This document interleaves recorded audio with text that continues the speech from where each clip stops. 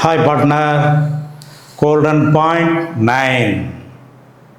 Preparation of partner's capital account முக்கியமானது. Admission of பார்ட்னரில் revaluation account, partners capital account, balance sheet, இது மூணு சேர்ந்து 6 மார்க் கணக்கில் ஒரு கணக்கு கண்டிப்பாக கேட்குறாங்க. அப்போ அதை ரீவல்யூஷன் ஏற்கனவே பார்த்துட்டோம். கேபிட்டல் அக்கௌண்ட் இது ரொம்ப ஈஸி. ஒரு நியூ பார்ட்னர் உள்ளே வந்த உடனே பார்ட்னருக்கு சேர வேண்டிய பணமெல்லாம் credit, that is increase in capital credit. எப்போ இன்க்ரீஸ் ஆகும்? கெயின், ப்ராஃபிட் எல்லாமே அவங்களுக்கு இன்க்ரீஸ் ஆகும். அப்போ credit. Decrease in capital debit. எப்போ டிக்ரீஸ் ஆகும்? லாஸ் வந்தால் டிக்ரீஸ் ஆக போகுது. அப்போ டெபிட். That's all. அதைத்தான் எழுதியிருக்கேன். இது எல்லாமே நம்ம ஏற்கனவே படித்ததான்.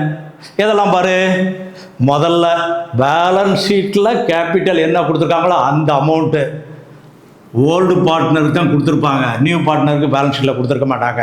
அப்போ அவங்களுக்கு 2 பேத்துக்கு மட்டும் எழுது. நியூ பார்ட்னர் கேபிட்டல் கொண்டு வந்திருப்பார், அப்போ அவருக்கு கிரெடிட்டில் எழுது.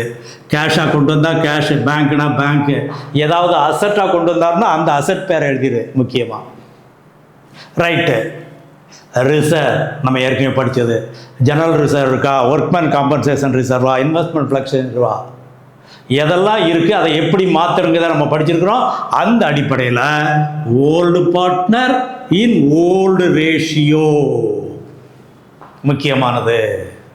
அதே போல் ரீவேல்யூஷன் அக்கௌண்ட் போட்டிருப்போம். ரீவேல்யூஷனில் கெயின் வந்தால் கிரெடிட்டில், இதுவும் ஓல்டு ரேஷியோவில்.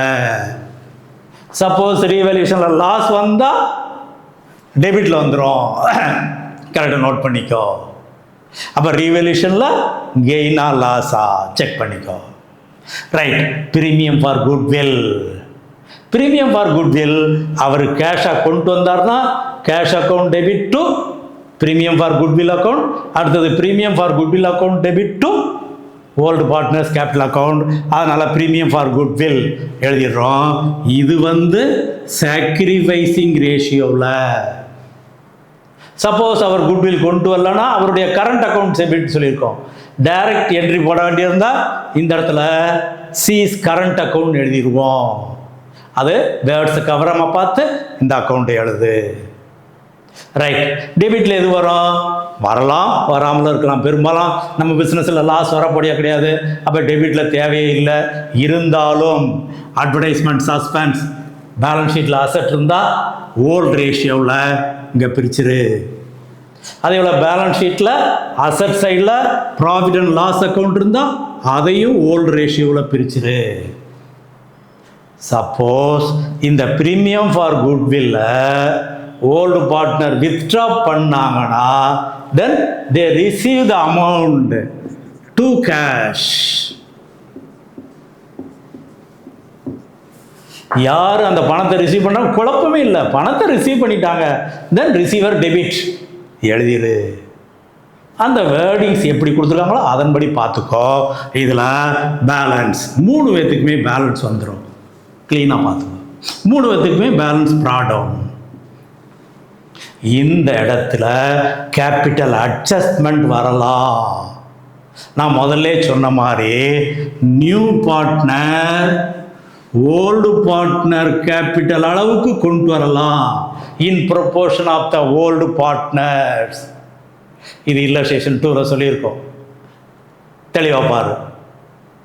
இல்லை old partner new partner capital அளவுக்கு கொண்டு வரலாம் in proportion of the new partner old partners capital should be adjusted.